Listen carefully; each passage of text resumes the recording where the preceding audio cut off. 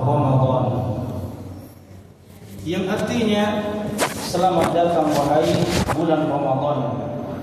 Namun para hadirin rahimani wa rahimakumullah, tahukah kita makna daripada marhaban ya Ramadan? Ketika kemudian kita mengatakan marhaban ya Ramadan, kita mengungkapkan satu kalimat marhaban ya Ramadan, selamat datang wahai bulan Ramadan, berarti harus kita sadari bahwasanya bulan Ramadan adalah tamu yang mulia bagi kita, sehingga kita harus mengucapkan kalimat tersebut. Dan kita adalah tuan rumah daripada tamu yang datang kepada kita tersebut. Kita pantas untuk mengagungkan dan memuliakannya. Para hadirin rahimani wa rahimakumullah, tahukah kita makna daripada marhaban itu sendiri? Marhaban berasal dari kata rahiba yarhabu, rahaban wa marhaban. Sifatnya adalah masdar min, yang artinya luas atau lapang. Dan marhaban yang ada pada kalimat marhaban ya Ramadan itu adalah maf'ul bih dari fi'il yang mahdhuf, takdirnya wajadtum. Sehingga apabila fi'il ini kemudian dimunculkan, maka kita akan mengatakan wajadtum marhaban ya Ramadan. Engkau datang menemui hati yang lapang wahai bulan Ramadan. Sehingga berarti kita mengatakan, aku tidak merasa berat dengan kedatanganmu wahai bulan Ramadan, dan aku tidak merasa terganggu dengan kedatanganmu wahai bulan Ramadan. Justru aku rindu karena bulan-bulan aku menunggu. Engkau datang kepadaku hanya 1 tahun sekali. Dan juga berarti kita mengatakan, aku siap menyambutmu wahai bulan Ramadan, dan aku akan menyuguhkan suguhan-suguhan yang terbaik kepadamu. Aku akan memperlakukanmu sebagai tamu yang agung. Sebagaimana Nabi SAW bersabda, memerintahkan dan menganjurkan agar kita memuliakan tamu kita. Man kana yu'minu billahi wal yawmil akhir falyukrim dhayfahu. Barang siapa yang beriman kepada Allah dan hari akhir, hendaklah ia memuliakan tamunya. Dan Ramadan adalah tamu yang agung yang pantas untuk kita muliakan dan agungkan. Tentunya cara untuk mengagungkan dan memuliakan bulan Ramadan sebagai konsekuensi daripada ucapan marhaban ya Ramadan itu adalah menyuguhkan suguhan-suguhan terbaik. Karena ucapan marhaban ya Ramadan ini adalah ucapan yang ringan di lisan, namun memiliki konsekuensi yang harus dipenuhi. Di antaranya, apabila kita sudah sanggup mengatakan selamat datang wahai bulan Ramadan, berarti kita sudah sanggup untuk memberikan hidangan terbaik berupa, yang pertama, kita memberikan hidangan puasa yang terbaik. Seakan-akan kita akan mengatakan kepada bulan Ramadan yang menjadi tamu agung kita, wahai bulan Ramadan, aku akan menyuguhkan kepadamu puasa terbaik, yang di dalamnya ketika aku melaksanakannya, aku akan menjaga mataku dari memandang yang tidak halal, aku akan menjaga pendengaranku dari mendengar yang sia-sia, dan aku akan menjaga lisanku dari berbicara kotor, dusta dan sebagainya. Karena Rasulku Muhammad SAW bersabda, "Man lam yada' qaula az-zur wal 'amala bihi, falaysa lillahi hajatun fi an yada'a ta'amahu wa syarabahu." Barang siapa yang tidak mampu meninggalkan perkataan dusta dan mengerjakan perkara dosa, maka Allah tidak butuh terhadap lapar dan hausnya. Allah tidak butuh terhadap puasanya.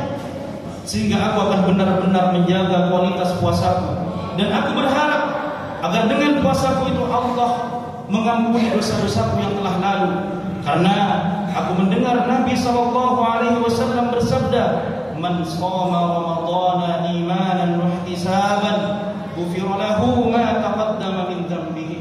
Barang siapa yang berpuasa di bulan Ramadan karena iman dan berharap pahala dari Allah Subhanahu wa taala, maka dosa-dosanya yang telah lalu akan diampuni oleh Allah. Inilah suguhan yang akan aku suguhkan kepadamu wahai Ramadan. Lalu yang kedua, aku pun akan menyuguhkan jadikan tilawah terbaikku di bulan ini. Aku akan isi hari-hariku dengan lembaran-lembaran mushaf Al-Quran.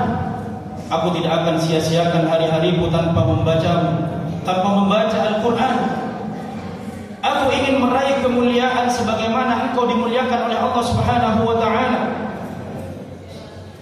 Para hadirin sekalian yang rahmati Allah Subhanahu wa ta'ala, bulan Ramadan adalah bulan yang diagungkan oleh Allah Subhanahu wa ta'ala, bulan yang dimuliakan oleh Allah Subhanahu wa ta'ala di atas bulan-bulan yang lainnya. Karena di bulan Ramadan Allah menurunkan Al-Quran. Allah berfirman, "Syahrul Ramadan alladzi unzila fihi Al-Quran." Demikian pula Nabi kita sallallahu alaihi wasallam dimuliakan dan diagungkan oleh Allah Subhanahu wa ta'ala sehingga beliau memiliki gelar Sayyidul Anbiya wal Mursalin. Tidak lain alasannya karena turun kepada beliau Al-Quran. Demikian pula Jibril alaihi salam adalah malaikat yang paling mulia di antara malaikat-malaikat yang lainnya. Tidak lain alasannya karena Jibril diutus oleh Allah Subhanahu wa ta'ala untuk menyampaikan Al-Quran kepada baginda sallallahu alaihi wasallam. Sehingga apabila kita ingin dimuliakan oleh Allah Subhanahu wa ta'ala, dekatkan kita dengan Al-Quran. Bila mana kita sadar tidak bisa membaca Al-Quran, maka mulailah, belajarlah sekarang. Apabila kita sudah bisa membaca Quran, jangan lewatkan hari-hari kita di bulan Ramadan. Di bulan Ramadan kecuali telah membaca beberapa lembar dari Al-Quran. Kita harus punya cita-cita minimal Ramadan tahun ini kita khatam 1 kali. Para jamaah sekalian yang dirahmati Allah Subhanahu wa ta'ala, inilah suguhan yang kedua. Dan suguhan yang ketiga, suguhan yang terbaik, yaitu seakan-akan kita akan mengatakan ke Ramadan, "Wahai Ramadan, selamat datang." Dan aku akan menyuguhkan kepadamu suguhan yang ketiga, yaitu solat tarawih sebulan penuh. Aku tidak akan pernah meninggalkan 1 hari pun solat tarawih tersebut. Karena aku ingin dosa-dosaku yang telah lalu diampuni oleh Allah Subhanahu wa ta'ala. Sungguh sudah terlalu banyak dosa-dosa yang ada pada diriku, dan aku tidak akan sia-siakan malam-malamku kecuali dengan berada di tengah-tengah saf kaum muslimin melaksanakan salat tarawih. Karena aku pernah mendengar dari baginda sallallahu alaihi wasallam, "Man qama ramadhana imanan wa ihtisaban, ghufira lahu ma taqaddama min dhanbihi." Barang siapa yang menegakkan qiyam Ramadan, salat tarawih, karena iman dan berharap pahala dari Allah Subhanahu wa ta'ala, ghufira lahu ma taqaddama min dhanbihi, maka dosa-dosanya yang telah lalu akan diampuni oleh Allah Subhanahu wa ta'ala. Maka rencanakanlah semuanya itu, persiapkanlah semuanya.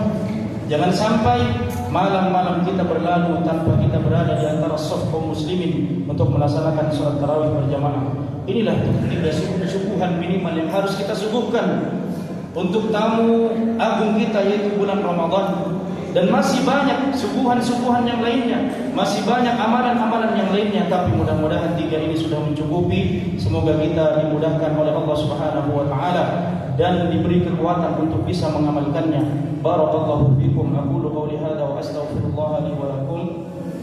Assalamualaikum warahmatullahi wabarakatuh.